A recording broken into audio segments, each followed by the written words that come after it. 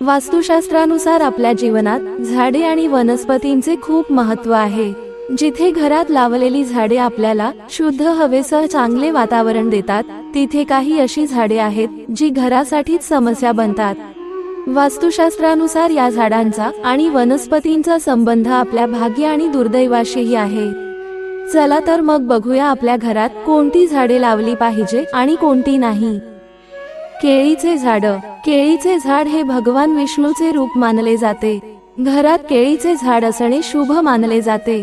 दररोज या झाडाची पूजा केल्यास विष्णू आणि लक्ष्मी प्रसन्न होते, त्यामुळे उत्तर दिशेला हे झाड लावणे शुभ मानले जाते। रविवारी या झाडाजवळ दिवा लावल्यास घरात सुख आणि समृद्धी नांदते। झेंडूचं झाड। झेंडूचं झाड आपल्या घरात अवश्य असावं। या झाडामुळे गुरुबळ वाढतं, तसंच यामुळे वैवाहिक आयुष्य सुंदर होतं आणि अपत्य प्राप्तीही होते। आवळा। पुराणानुसार आवळा वृक्षावर देवतांचा वास असतो। आवळा वृक्ष आणि त्याचे फळ भगवान विष्णूला खूप प्रिय आहेत। घरामध्ये उत्तर किंवा पूर्व दिशेला आवळ्याचे झाड लावणे नेहमीच फायदेशीर असते। श्वेतार्क। श्वेतार्क ही गणपतीची वनस्पती मानली जाते। या रोपावर हळद, अक्षत आणि जल अर्पण केल्याने घरात सदैव सुख शांती राहते। याच्या शुभ प्रभावामुळे देवी लक्ष्मीची कृपा घरात राहते आणि कधीही पैशाची कमतरता भासत नाही। शमी। ज्योतिषशास्त्रात शमी वनस्पतीचा संबंध शनी ग्रहाशी असल्याचे मानले जाते। शनिदेवाला प्रसन्न करायचे असेल तर या झाडाची नियमित पूजा करा। वास्तुशास्त्रानुसार घराच्या मुख्य दरवाजाच्या डाव्या बाजूला काही अंतरावर शमीचे झाड लावावे। झाडाची सावली घरावर पडणार नाही अशा पद्धतीने लावावी।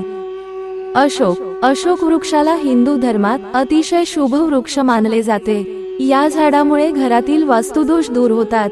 असे मानले जाते की ज्या घरात अशोकाचे झाड असते तिथे नकारात्मक ऊर्जा राहत नाही। घराजवळ लावल्याने इतर अशुभ झाडांचे दोषही संपतात। तुळशीचे रोप। जर घरात किंवा बाहेर उत्तरेला किंवा पूर्वेला असेल तर त्या घरात अचल लक्ष्मी असते, त्याचबरोबर घरातील लक्ष्मी स्थिर राहते। विड्याची पानाचा वेल, चंदन, हळद, लिंबू बगीचात किंवा घरात वायव्य किंवा उत्तर या दिशेला असल्यास घरातील सदस्यांमध्ये प्रेम टिकून राहते। घरातील मुख्य व्यक्तीचा मानसिक त्रास कमी करण्यासाठी घराच्या चारी कोपऱ्यात जास्त प्रमाणात तुळसी, हळद याची रोपे लावावी। वायव्य कोपऱ्यात दाट प्रमाणात वाढणारे रोपी लावावी। शतावरी लावली तरी चालेल। कॅक्टस निवडुंग वर्गीय वृक्ष घरात लावणे वास्तुशास्त्रानुसार योग्य नाही। पळस, नागकेशर, शमी ही झाडे घराच्या बगीचात लावणे अत्यंत शुभ आहे। शमी झाड हे घरातून बाहेर निघताना उजव्या हाताला येईल अशा पद्धतीने लावलं तर शत्रू दोष कमी होतो। फुलझाडीमध्ये गुलाब, रातराणी, चंपा अशा प्रकारची रोपे लावणे योग्य आहे, परंतु काळा गुलाब लावल्याने चिंता, शोक, भय या व्याधी घरामध्ये प्रवेश करतात। बेडरूम मध्ये कोणतेही रोप ठेवू नये। ठेवायचे असल्यास भिंतीला धरून ज्या वेलीवर जातात अशी वेल लावल्याने पती पत्नी मधील प्रेम व विश्वास वाढतो। स्टडी रूम मध्ये पांढऱ्या रंगाची फूल असलेली झाड लावली तर स्मरणशक्ती मध्ये खूप उत्तम फरक जाणवतो। या रूम मध्ये आग्नेय किंवा नैऋत्येला ही रोपे ठेवली पाहिजे। घराच्या आत किंवा बगीचात ज्या ज्या झाडातून दूध निघते अशी झाडं लावल्याने आपापसात वैमनस्य वाढते। बोन्साय केलेली झाडं घरात ठेवणे वास्तुशास्त्रानुसार उचित नाही, कारण बोन्साय प्रकृतीच्या विरुद्ध छोटे करून ठेवले जाते। ज्याप्रमाणे बोन्साय झाडाचा विस्तार होत नाही, त्याचप्रमाणे घराच्या वृद्धीमध्ये देखील विस्तार होणार नाही।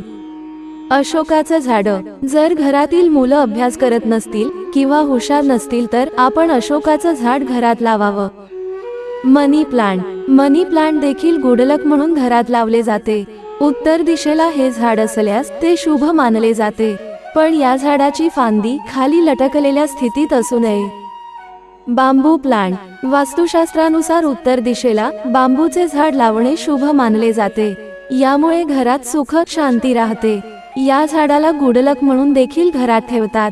याशिवाय नकारात्मक गोष्टी देखील घरातून हे झाड नाहीसं करतं। जय श्री स्वामी समर्थ। मित्र हो, ही माहिती आवडल्यास आपल्या प्रियजनांना शेअर करायला विसरू नका. धन्यवाद.